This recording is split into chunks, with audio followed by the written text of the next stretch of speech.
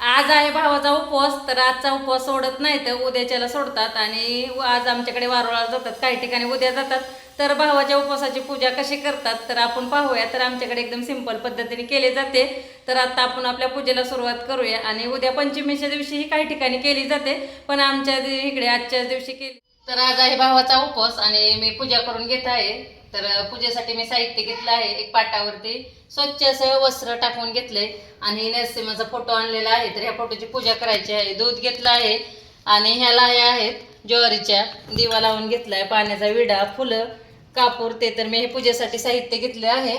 तर आपण आता पूजेला सुरुवात करूया. तर हा जो फोटो आहे तो आपल्याला असा भिंतीला किंवा भिंतीला लावून घ्यायचा आहे. तर माझ्या देवघराला जागा आहे, तर मी असा फोटो लावून घेते.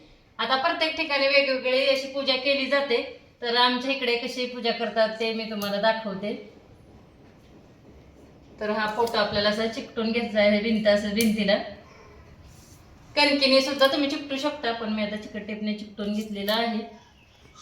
आणि ह्याला वस्त्रमाळ घालायची, पण आता माझ्याकडे नाही, जे बनवलेले असते ते. तर आता आपण पूजा करून घेऊया. तर आज आहे भावाचा उपवास आणि मी पूजा करून घेत आहे. तर पूजेसाठी मी साहित्य घेतलं आहे. एक पाटावरती स्वच्छ असं वस्त्र टाकून घेतलंय आणि नरसिंहाचा फोटो आणलेला आहे. तर ह्या फोटोची पूजा करायची आहे. दूध घेतलं आहे आणि ह्या लाह्या आहेत ज्वारीच्या. दिवा लावून घेतलाय, पाण्याचा विडा, फुलं, कापूर. ते तर मी हे पूजेसाठी साहित्य घेतले आहे. तर आपण आता पूजेला सुरुवात करूया. तर हा जो फोटो आहे तो आपल्याला असा भिंतीला किंवा भिंतीला लावून घ्यायचा आहे. तर माझ्या देवघराला जागा आहे, तर मी असा फोटो लावून घेते. आता प्रत्येक ठिकाणी वेगवेगळी अशी पूजा केली जाते. तर आमच्या इकडे कशी पूजा करतात ते मी तुम्हाला दाखवते. तर हा फोटो आपल्याला असा चिकटून घ्यायचा आहे भिंत, असं भिंतीला. कणकीने सुद्धा तुम्ही चिकटू शकता, पण मी आता चिकट टेपने चिकटून घेतलेला आहे. आणि ह्याला वस्त्रमाळ घालायची, पण आता माझ्याकडे नाही, जे बनवलेले असते ते. तर आता आपण पूजा करून घेऊया. तर मी फोटो भिंतीला लावून घेतलाय. आता फोटोची पूजा करूया. मी खालीच पूजा करणार आहे, वरती पण ते फोटोला हळदी कुंकू लावून वाहिलं तरी चालतं. आणि आता प्रत्येक ठिकाणी वेगवेगळे असते.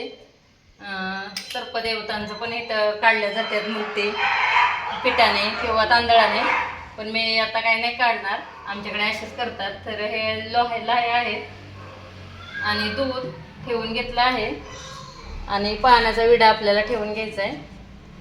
तर ही आमच्या घरचीच पानं आहेत. सुपारी, पान आणि दुर्वा लागतात, ते पण ठेवायचे आहेत आपल्याला. तर दुर्वा पण मी आत्ताच घेऊन आले होते.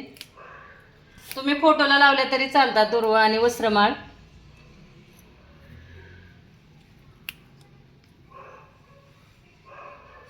तर अशा आपल्याला साध्या पद्धतीनेच मी तर करते पूजा. प्रत्येक ठिकाणी वेगवेगळी केली जाते.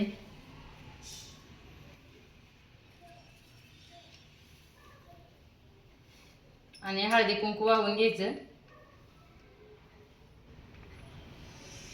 आधी फोटोची पूजा करून घ्यायची. दिवा, अगरबत्ती. तर आता मी दिवा लावून घेतला, अगरबत्ती घेतली. एकदम पटकन अशी केली जाणारी भावाच्या उपवासाची पूजा आहे. आणि तुमच्याकडे पण मला कशी करतात ते सांगा. पहिली तर आम्ही फक्त फोटोच लावून त्याला हळदी कुंकू जायचं.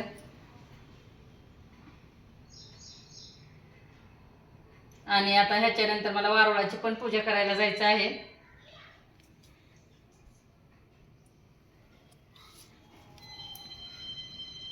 आणि पाटाशे भोवती रांगोळी काढून घ्यायची.